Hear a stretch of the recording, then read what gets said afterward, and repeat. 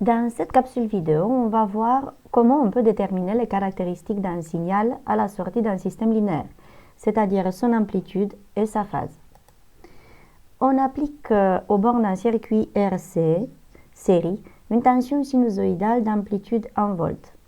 La résistance est de 1 kΩ, 1000 ohms, et la capacité du condensateur de 1 microfarad.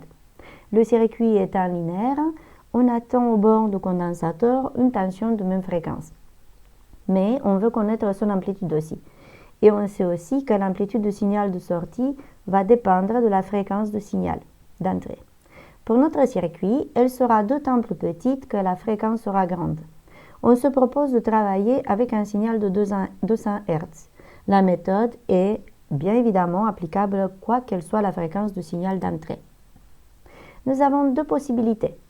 Soit on réalise le circuit et on fait les mesures à l'aide d'un oscilloscope, soit on utilise le diagramme de Bode de ce circuit. La première possibilité nous donne les graphiques suivants. Le signal d'entrée est tracé en bleu. Il a bien une amplitude de 1 volt et une fréquence de 200 Hz. Quant au signal de sortie, son amplitude est de 600 millivolts, sa fréquence la même, de 200 Hz, et il est déphasé par rapport au signal d'entrée comme attendu. La deuxième possibilité utilise le diagramme de Bode.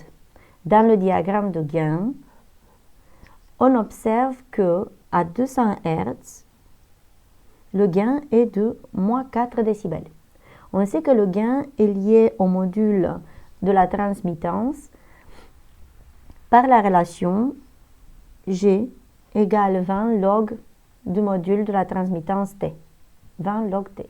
Mais le module de la transmittance est, lui, égal au rapport des amplitudes du signal de sortie et du signal d'entrée. Sa valeur montre de combien est atténué le signal d'entrée par le circuit. Donc, T égale à S sur AE, et en combinant les deux relations, on obtient AS égale AE fois 10 à la puissance G sur 20.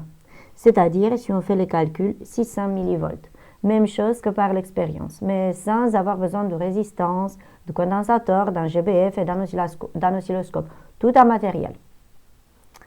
On peut aussi lire le déphasage du signal de sortie par rapport au signal d'entrée. Sur le diagramme de phase, on lit qu'à 200 Hz, le déphasage est de 51 degrés, moins 51 degrés, c'est-à-dire moins 0,89 radians. L'avantage du diagramme de Bode est que, en plus d'être simple, juste deux graphiques à lire, il nous donne un aperçu du comportement du circuit.